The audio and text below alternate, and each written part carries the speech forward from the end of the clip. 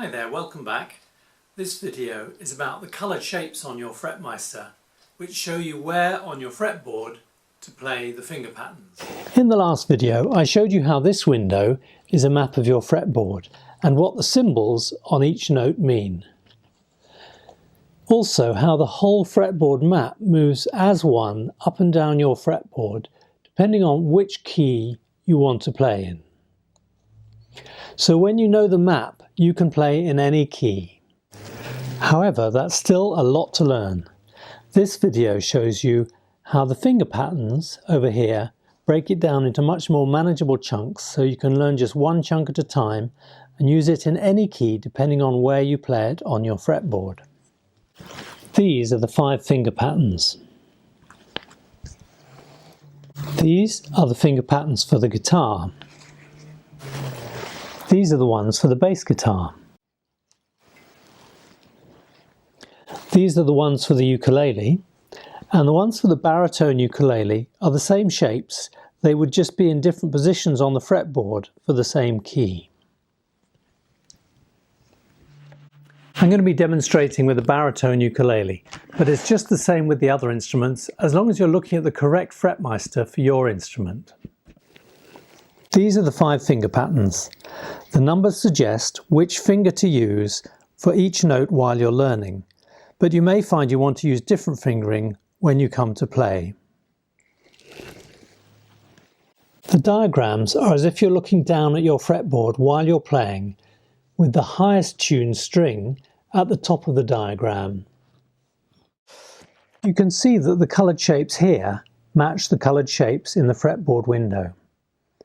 And when you move the slide to select a different key, the finger patterns slide along to show you where to play each pattern in the new key.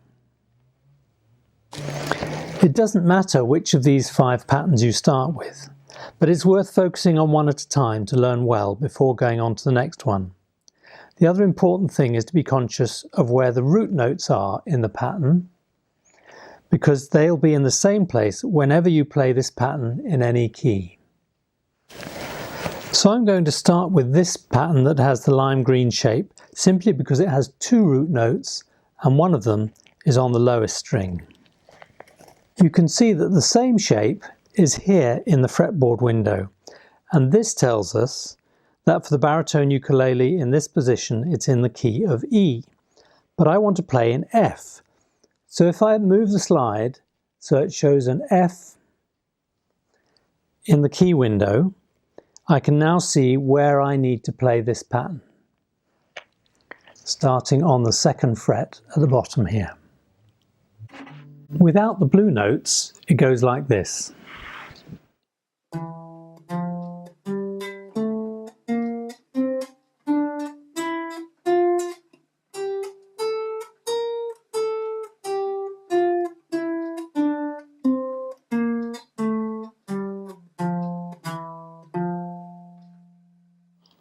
And if you start on a root note and play up the pattern, you'll be playing a complete scale.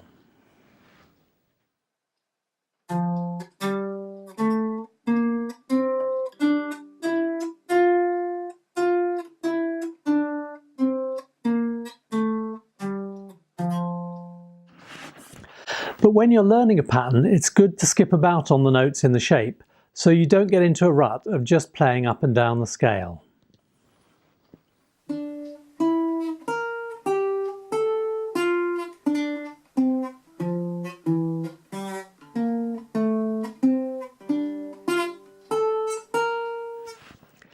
And after a while, try introducing rhythm and the odd blue note, and you'll suddenly find that you're improvising. And all you need to do to improvise in another key is shift the pattern up or down the fretboard to the correct place.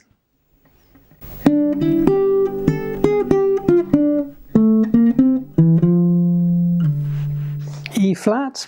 Easy. Just have your root note on an E flat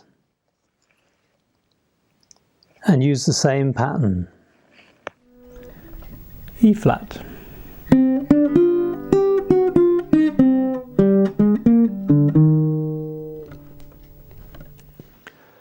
Once you know one pattern well and can stick to the right notes when you introduce rhythm, It's time to start learning the other patterns too. It's easiest if you add a shape that overlaps your first pattern, so you grow your map up the fretboard.